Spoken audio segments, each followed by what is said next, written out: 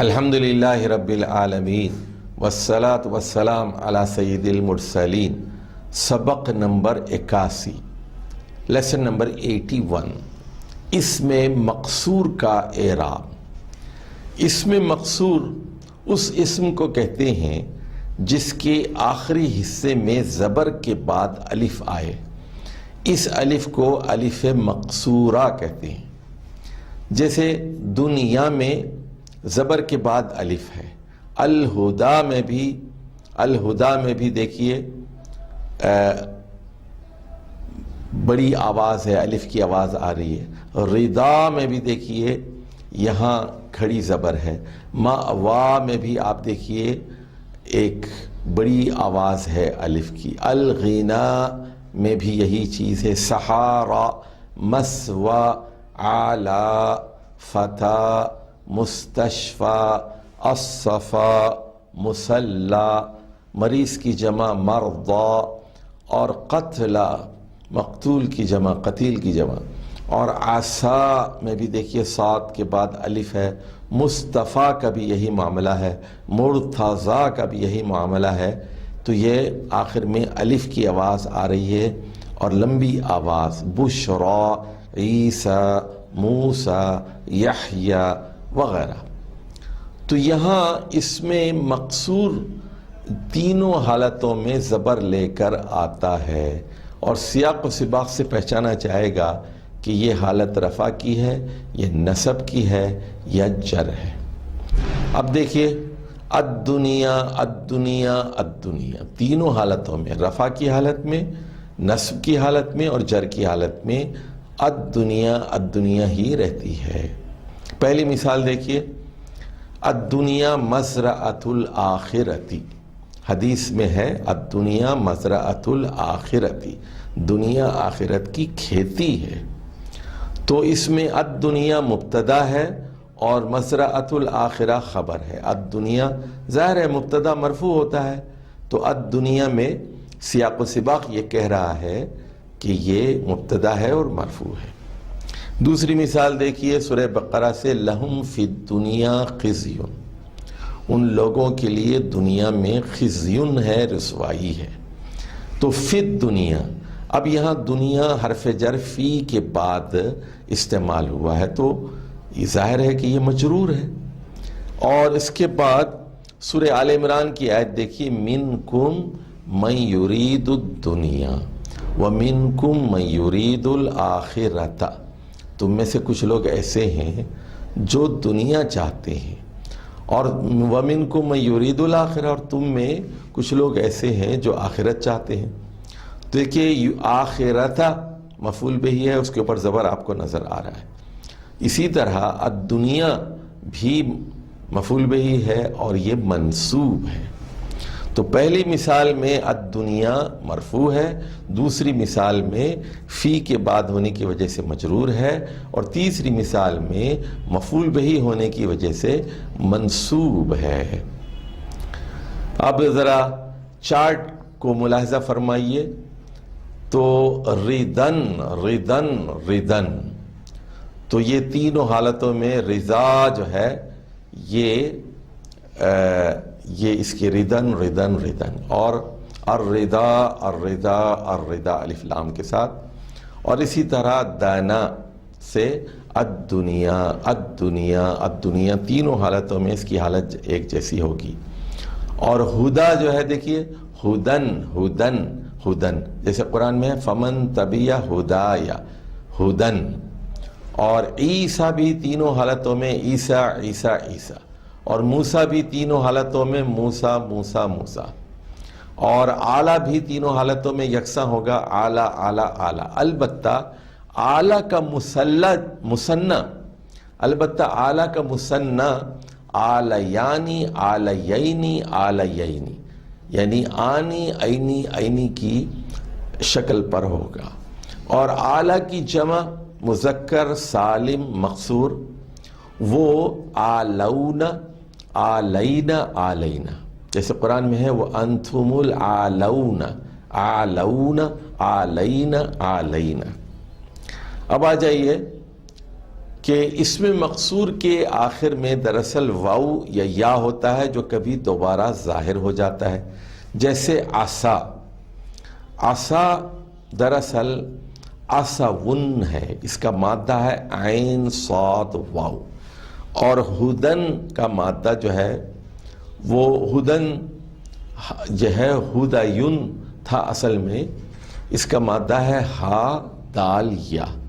تو دیکھ رہے ہیں آپ یہ کہ عصا میں آخر میں واو ہے اور ہدن کے آخر میں یا ہے. تو اسی لیے اب مثنیٰ میں یہ واو یا جو یا ہے یہ دوبارہ ہمیں نظر آتا ہے. عصا، عصا کا مثنیٰ ہے عصوانی، عصوانی. آپ دیکھ رہے ہیں کہ یہاں واو ظاہر ہو گیا ہے. فتن نوجوان کو کہتے ہیں اور اس کا مثنیٰ ہے فتیانی. اب دیکھیے یہ یا ظاہر ہو گیا ہے اور یا کے اوپر زبر بھی ہے. فتیانی، فتن فتیانی، عصن عصوانی. تو پہلی مثال میں واو ظاہر ہو گیا، دوسری مثال میں یا. اور مستشفیٰ کے آخر میں بھی یا ہے اور اس کا مثنیٰ ہوگا، مستشفیٰ کا مطلب ہے ہاسپٹل، دواخانہ، اس کا مثنیٰ ہے مستشفیانی، مستشفیانی. تو دیکھیے یعنی مثنیٰ میں دو ہاسپٹلز، تو یہاں یا ظاہر ہو گئی ہے.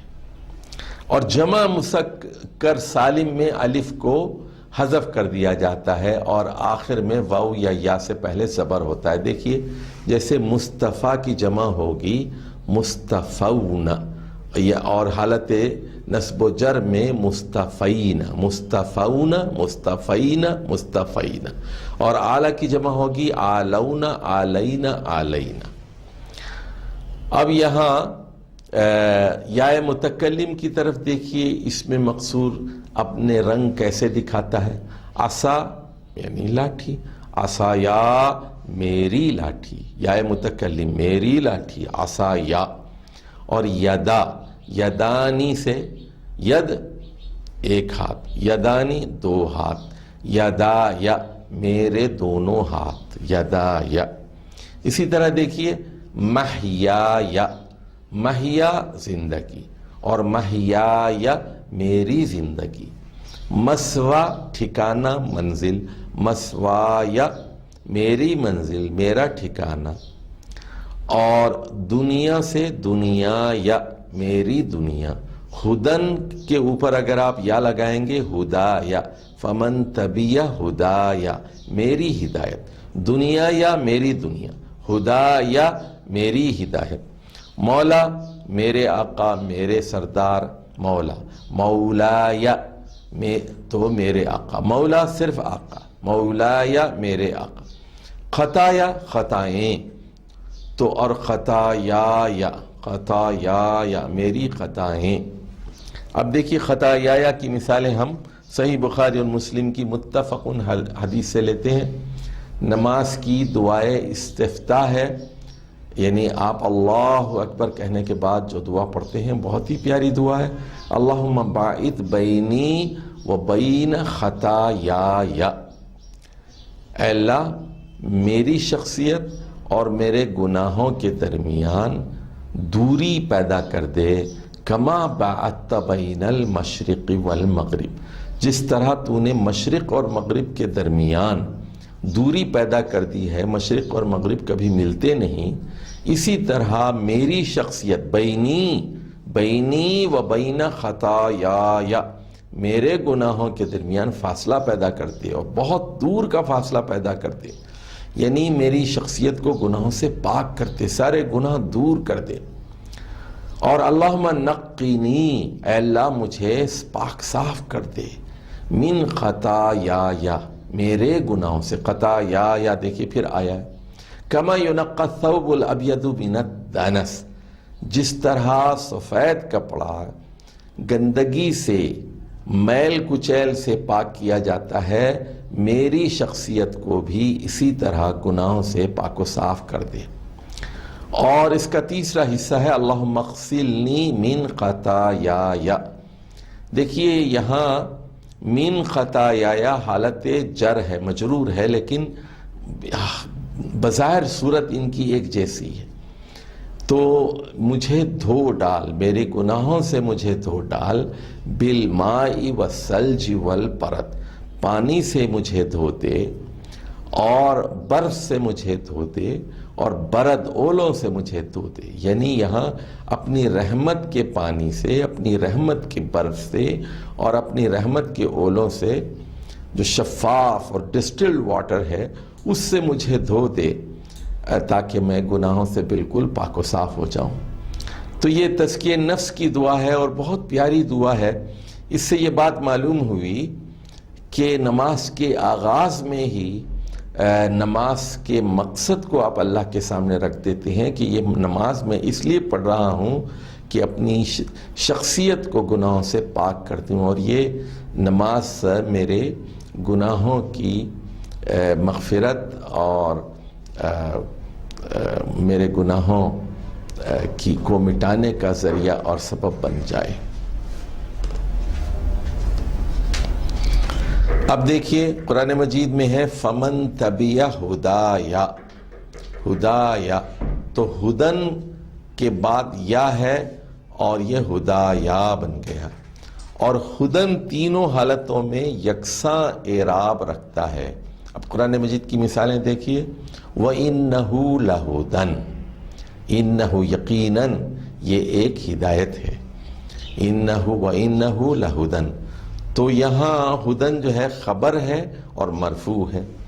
اس کے برخلاف سورہ حج کی آیت نمبر 8 میں وَمِنَ النَّاسِ مَن يُجَادِلُ فِي اللَّهِ بِغَيْرِ عِلْمٍ وَلَا هُدًى، تو بغیر علم و بغیر ہدى، تو جو لوگ انسانوں میں سے کچھ ایسے ہیں جو اللہ کے معاملے میں جھگڑتے ہیں، بحث و تکرار کرتے ہیں علم کے بغیر اور ہدایت کے بغیر، تو بغیر علم ولا ہدن کا مطلب ہے بغیر ہدن، بغیر علم وغیر ہدن، تو یہاں غیری کا مضاف الیہ ہونے کی وجہ سے ہدن مجرور ہے۔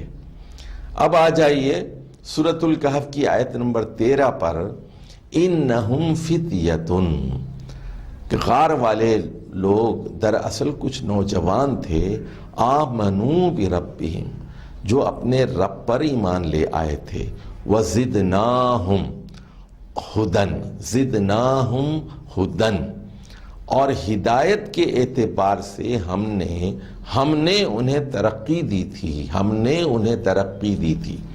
تو یہاں ہدن یہ اسم تمییز ہے، منصوب ہے، زدناہم ہدن، یعنی ان کو ہم نے، ان لوگوں کو، ان نوجوانوں کو، ان غار والوں کو ہدایت میں ترقی دی تھی۔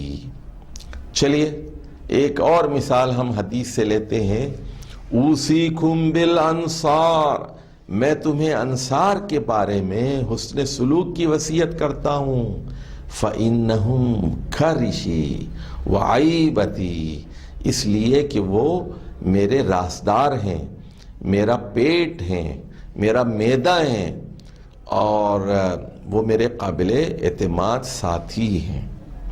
اب دیکھیے یہ قال ہی عصای، حضرت موسیٰ نے کہا یہ میری لاٹھی ہے، عصا کے ساتھ یہاں یائے متکلم ضمیر ہے، میری لاٹھی، اور ہی عصای، تو یہاں عصای مجرور ہے اس لیے کہ مضاف الیہ ہمیشہ مجرور ہوتا ہے، ہی مبتدا ہے، عصا خبر ہے، مرفوع ہے، اور یا ضمیر یا جو ہے بحیثیت مضاف الیہ مجرور ہے۔ اب ایک اور مثال دیکھیے، ہازانی زمیلایا فی الدراستی، ہازانی یہ دونوں لوگ، زمیلایا زمیلان کے ساتھ یا مل کر مرکب اضافی میں نون اب جو ہے کھو بیٹھا ہے، یہاں زمیلان زمیلایا ہو گیا، یہ دونوں میرے تعلیمی ساتھی ہیں، فی الدراسہ، دراست میں میرے ساتھی ہیں۔ اب دیکھیے قرآن مجید کی مثال، قال معاذ اللہ انہ ربی احسن مثوایا، حضرت یوسف نے کہا اللہ کی پناہ، معاذ اللہ، انہو ربی، بلا شبہ وہ میرا رب ہے، احسن مثوایا، اس نے بہت اچھا ٹھکانہ مجھے فراہم کیا۔ تو مثوا اس میں ظرف ہے اور یائے متکلم کے ساتھ یہاں آیا ہے مثوایا، مجھے اچھا، میرا ٹھکانہ، میری منزلت، احسن مثوایا۔ تو یہ اس میں مقصور کا اعراب تھا، اور پھر ہم آپ کو بتاتے چلے کہ اس میں مقصور سے مراد وہ اسم ہے جس میں زبر کے بعد الف ہو یا کھڑا زبر ہو اور الف کی طویل بڑی آواز آتی ہو۔